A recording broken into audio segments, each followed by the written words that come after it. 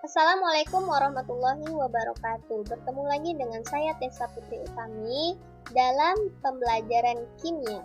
Dalam pembahasan kali ini kita akan membahas mengenai materi dan perubahannya. Nah, di alam semesta, di bumi kita terdiri dari benda, materi, serta energi. Apa beda dari benda, materi, serta energi tersebut? Nah, benda ialah suatu objek fisik. Yang dikatakan dengan objek fisik berarti sesuatu yang bisa kita lihat, yang bisa kita rasakan. Contohnya apa? Contohnya ini, adanya kursi. Berarti bisa kita lihat kursi bentuknya seperti apa. Nah, ini dikatakan benda.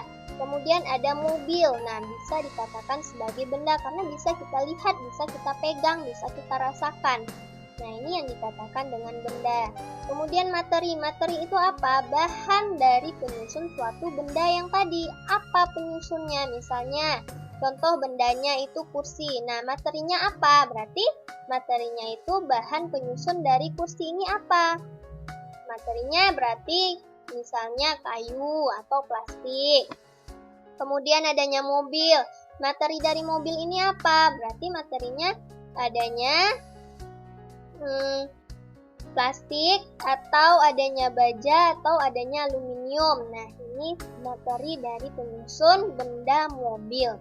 Nah, yang ketiga itu energi, kemampuan melakukan suatu kerja atau usaha. Contohnya, ada seorang anak yang ingin memindahkan sebuah meja. Nah, untuk memindahkan meja tersebut, kita harus butuh energi dong, sehingga meja ini akan berpindah. Selanjutnya yaitu hukum kekekalan energi. Dengan adanya melakukan usaha, maka akan muncul yang namanya hukum kekekalan energi dengan berbunyi seperti berikut.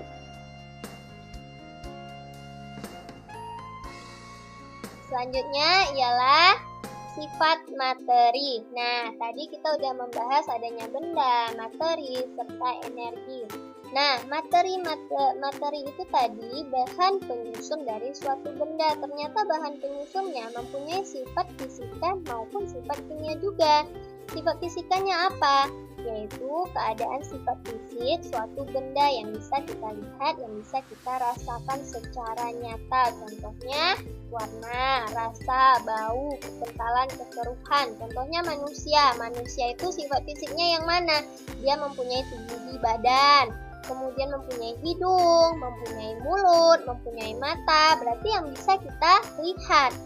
Kemudian sifat kimia itu perubahan suatu materi menjadi materi yang lain. Nah, jadi dia berubah ke bentuk yang lain. Contohnya besi yang awalnya bagus, lama-lama dia akan berkarat.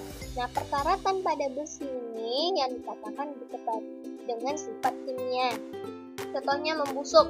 Ada buah mangga, awalnya itu segar, lama-lama dia akan membusuk, dia akan berubah ke bentuk yang lain. Ini dikatakan sifat kimia. Nah, ini contohnya, ada sebuah benda atau buah-buahan. Nah, dari buah tersebut, manakah yang termasuk sifat fisika dan sifat kimia? Nah, ingat yang dikatakan sifat fisika yang bisa kita lihat, yang bisa kita rasakan.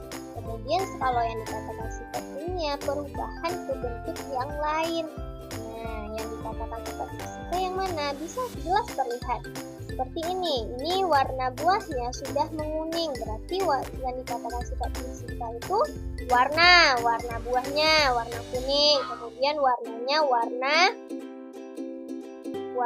ada yang warna merah. Nah, ini yang dikatakan sifat fisika. Kemudian mungkin rasanya itu pahit. Kemudian apa lagi? Coba kalian cari tahu. Kemudian sifat kimianya yang mana? Membusukkan suatu benda. Nah, tadi buahnya kan segar nih, lama-lama dia jadi busuk. Nah, pembusukan ini yang dikatakan kepada sifat kimia. Selanjutnya yaitu perubahan materi. Nah, tadi sudah bahas sifat materi. Selanjutnya yaitu perubahan materi. Nah, apa perubahannya? Ada perubahan fisika dan juga ada perubahan kimia. Perubahan fisika itu perubahan yang tidak menghasilkan zat baru, tetapi hanya mengubah sifat fisik.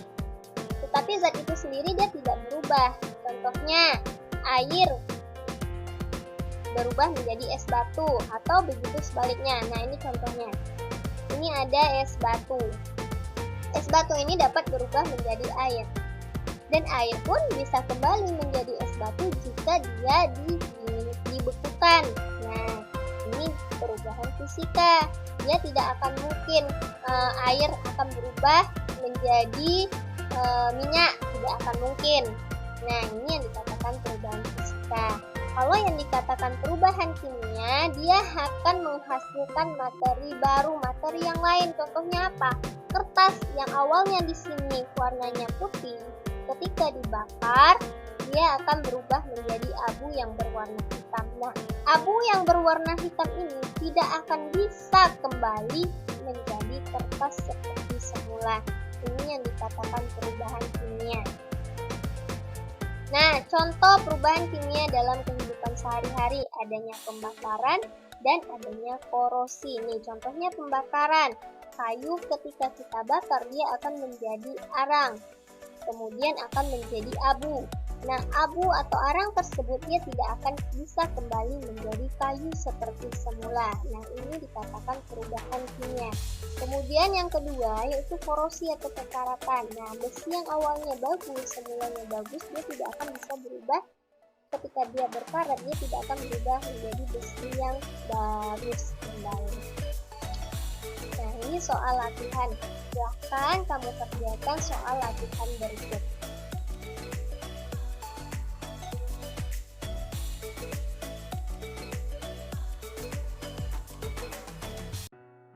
Oke, sekian pembelajaran kita hari ini. Assalamualaikum warahmatullahi wabarakatuh.